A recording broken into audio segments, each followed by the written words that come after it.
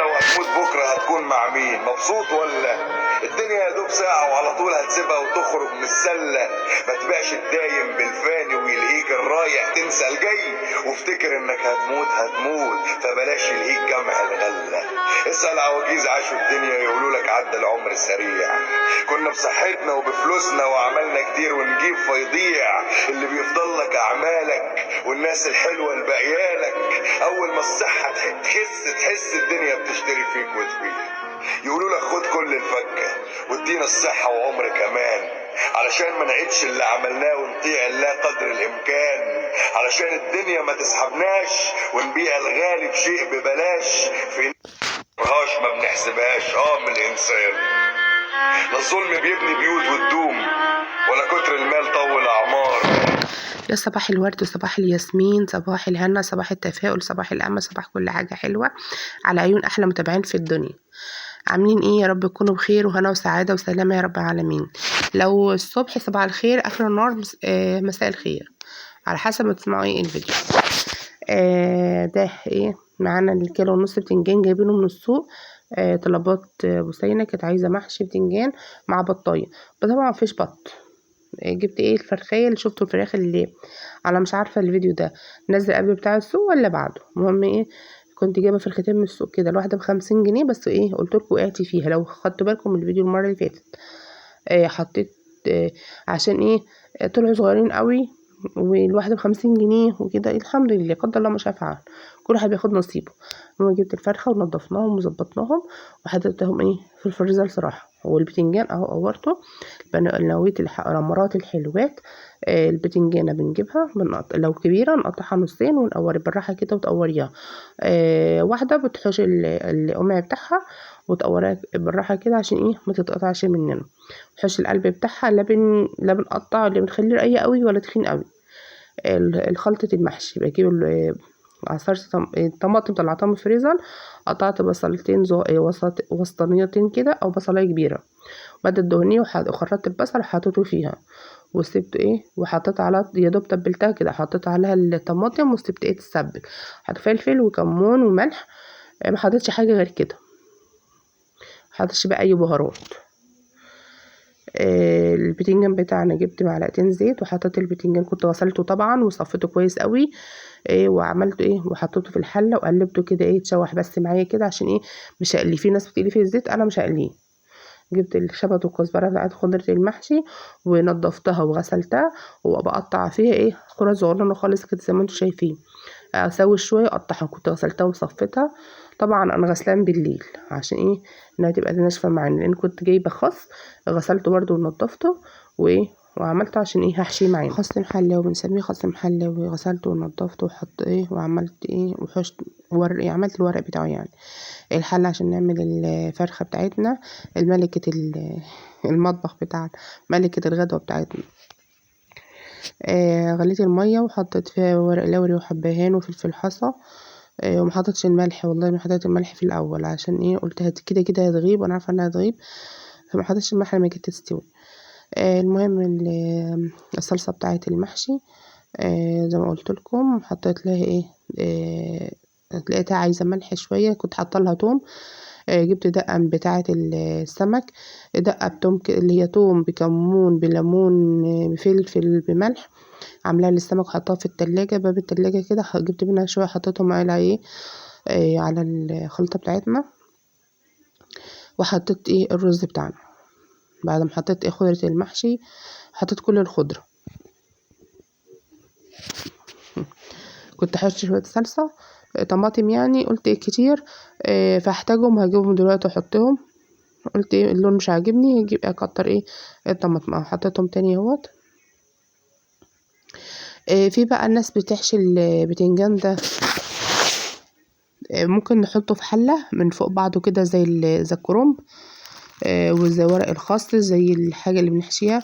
ممكن نحطه في الحقي واحده واقفين كده جنب بعضهم، يعني واقف كده جنب بعضه صفوف واقفه كده. والكوسه برضو نفس الكلام. وممكن نحطها ايه في صاج ونحطها ايه في الفرن زي ما انا هعمل النهارده كده. احطه بقى في صاج انا هحشي شويه. طبعا حاشيه لبناويه الامارات. طبعا مش بنكبس المحشيه قوي عشان ما يبقاش طريه، بنعملهم كلهم زي بعضهم. انا مش بكبس، انا يا دوب بحط بس ومش بكبس. يعني ايه، حاطه المحشيه ايه، لا مليانه قوي انها توقع من بوزها، ولا متكبسه انها تبقى طريه.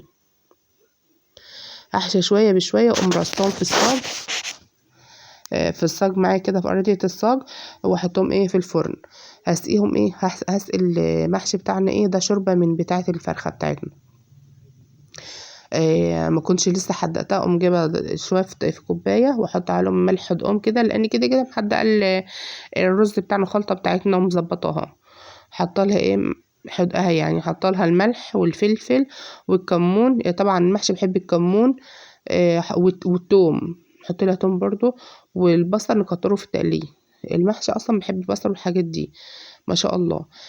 دي كنت انا حشيت شويه اهوت، حطيتهم وظبطتهم في ارضيتهم. هما دول كيلو ونص بتنجان بتاعنا.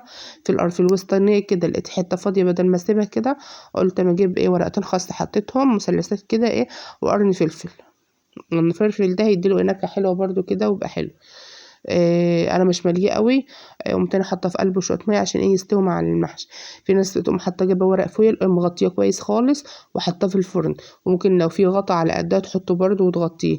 انا لا في غطا ولا في ايه ورق فويل، حطيتهم عادي خالص وعليت عليهم وسبتهم لحد ما نشفوا خالص. قمت انا مهديه عليها وايه، وتشدد على الهادي كده، يقول لك على الهادي يا زبادي. المهم حطيتها واتشددت. انا كنت حاططها اصلا في الفرن في الوقت ده. ده الورق الخاص بتاعنا، أنا كنت غسلاه ومظبطاه وحشت الورق من العيدين.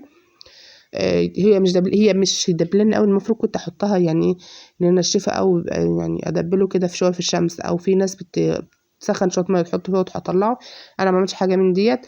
هو كان مغسول من بالليل، بس المهم نفضته قوي قوي من الميه وايه، وقمت تاني ايه حاشيه الورق بتاعه. هو حلو. اجيب المحشي الورقايه واحط فيها شويه الرز، واعملها زي السمبوكسه او زي المثلثات كده. كنا الاول بنقول عليهم مسدسات واحنا صغيرين. نجيب كده وكده وكده. بالراحه شويه يا ستي، هنعملك شويه نشوف احنا بنعملها ازاي اهو. نجيب مره كده ومره كده، شوف السمبوسه اما بنعملها بقوم حاشيه شويه. وهجيب الايه، الحله بتاعتنا انا بحب احط في ارضيه اذا كان محشي كرنب عفوا، اذا كان محشي كرنب او ورق خاص. بحطه في ارضيتها ايه، بجيب ايه العيدان اللي هي بتاعه الشبت والكزبره اللي انا مخرطاها، كنت مخرطاها الخضره للمحشي. احطها واقوم حط ايه، جوه بصلايه صغننه كده، حط مقطعاها طرنشات كده او جوانح، واحطها او طماطم وفلفل. ظبطت الارضيه. كنا في الاول بنقول على المحشي ده مسدسات وكده. كنت في الأول الورق ما نيجي نحشي يعني، بنحط في أرضية الحلة ورق اللي هو الأخضر بتاع الكرنب وكده. ده كان العروش ده كان ايه، وش اللبن، كنت غالية لبن، كنت حاشة الوش بتاعه. طبعا انا المحشي خفيف جدا. مش مكتره سمنته ولا مكتره حاجه، يا دوب اي حاجه بسيطه بس كده. الفرخه بتاعتنا استوت اهيت، بس ما شاء الله بعد كام ساعه، يعني من الساعه 11:15 للساعه 3 ما شاء الله على البوتاجاز، وقت طويل. كان شكل المحشي اللي هو البتنجان، المحشي الخاص، الحله. انا مش عارفه البوتاجاز ده انا صلحته كم مره وغيرت الكوبشات بتاعه برضه مفيش فايده، الله المستعان. اهو ما شاء الله. تعالوا اتفضلوا الشوربه، ونحط عليها الليمون. مين بيحب البصل؟ انا صراحه بحب البصل، يمكن اكله ما اكلش اي حاجه تانية بقى خلاص. البصلايه كده في شويه الشوربه وخلاص. بالذات ما يكون شوربه ايه، لحمه. اتفضلوا.